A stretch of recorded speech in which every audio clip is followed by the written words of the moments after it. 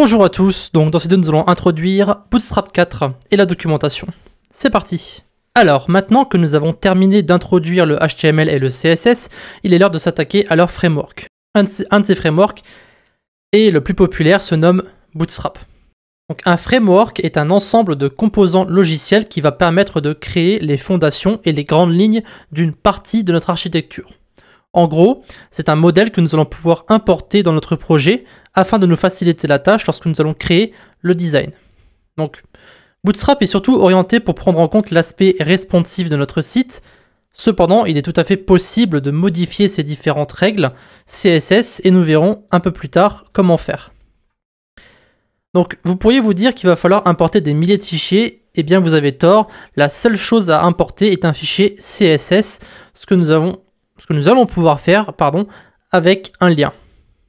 Enfin, pour utiliser Bootstrap, tout ce que nous avons à faire, c'est de mettre des noms de classes spécifiques à Bootstrap afin de créer notre design. Vous allez voir que, tout comme Emmet, c'est de la pure magie.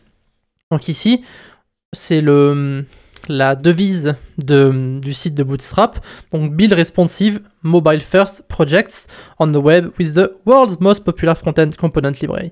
Donc tout ce qu'on vient de dire jusqu'à l'instant, donc résumé dans un petit texte.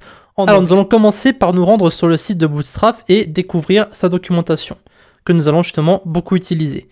Si c'est la première documentation que vous découvrez, vous allez être un peu perdu.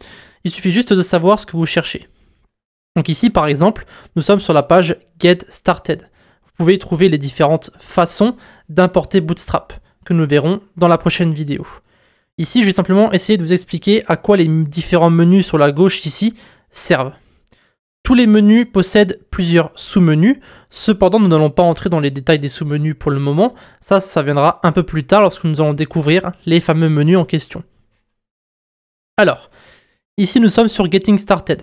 Donc, comme je l'ai dit plus haut, c'est l'endroit où on va vous expliquer comment est construit Bootstrap, comment l'importer sur votre projet et comment modifier le framework. Ensuite, vous avez Layout. Donc ici, ce sont tous les composants et les options pour construire la mise en page de votre site avec Bootstrap.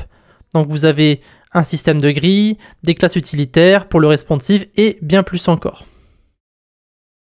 Après, vous avez Content. Alors ce sont toutes les classes qui ont un rapport avec le contenu de votre page, mais qui ne sont pas des composants.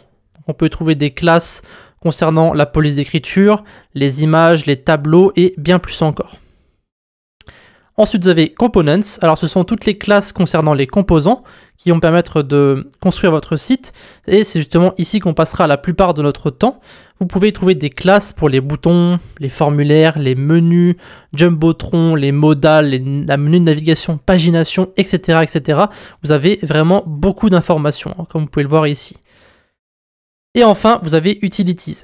Alors, ce sont toutes les classes utilitaires de Bootstrap, donc comme le changement de couleur par exemple d'un bouton, agrandir la police d'écriture d'un texte ou alors encore ajouter un margin, padding, tout est ici. Si on va par exemple dans spacing ici, vous pouvez voir toutes les différentes classes que vous pouvez ajouter pour margin, donc M et padding P, donc PT, PB, PL, PR, PX, PY, etc. etc.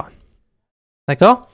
Donc en ce qui concerne Extend, Migration et About, nous en parlerons plus tard car il s'agit d'informations qui sont pour l'instant inutiles.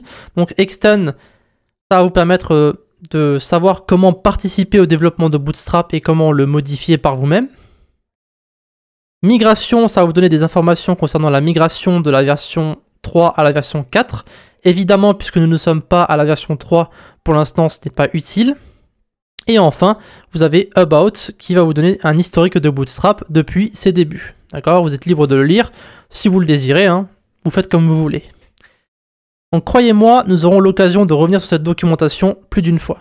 Cependant, nous allons en rester là pour le moment et nous allons passer directement aux exemples, directement dans la prochaine vidéo. A de suite.